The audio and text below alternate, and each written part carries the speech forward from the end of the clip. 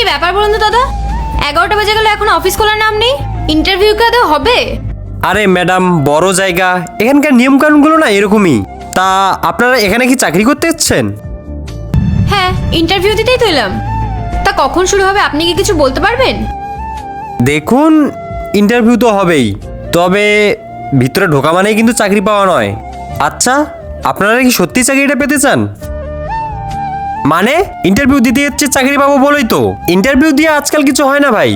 যদি হাতে কিছু গুজে দিতে পারেন তাহলে চাকরিটা আপনার পকেটে, কাল থেকেই জয়েনিং। কি বলছেন কি? আমরা আপনার কথা রাজি হলে কাল থেকেই জয়েনিং? এই অফিসের ম্যানেজারের সাথে আমার খুব চেনা জানা আছে, আমার সেটিংও আছে। আমি সব ব্যবস্থা করে দেব, শুধু আপনাদের একটু পকেটটা হালকা করতে হবে। আপনি চাকরিটা পাইয়ে দেবেন কোন অধিকারে? এই দুটো ছবির ভেতর থেকে যে কোনো একটিকে ভালোবেসে থাকলে ভিডিওটিতে লাইক করে চ্যানেলটিতে সাবস্ক্রাইব করে দাও। আর যদি না করো তাহলে আমি বুঝবো তোমরা ছবি দুটোকে ভালোইবাসো না। আর কমেন্টে লিখে যাও আমিন। আপনি কি বুঝতে পারছেন এটা কতটা অন্যায়? এভাবে টাকার বিনিময়ে যদি অযোগ্যরা চাকরি পায়, তবে যারা সত্যিকারের যোগ্য তাদের কি হবে? তারা তো যোগ্য হয়েও চাকরি পাবে না। যোগ্যতা? আজকালকার দিনে যোগ্যতা দিয়ে কিছু হয় না দিদিমণি, সব চলে এটাই।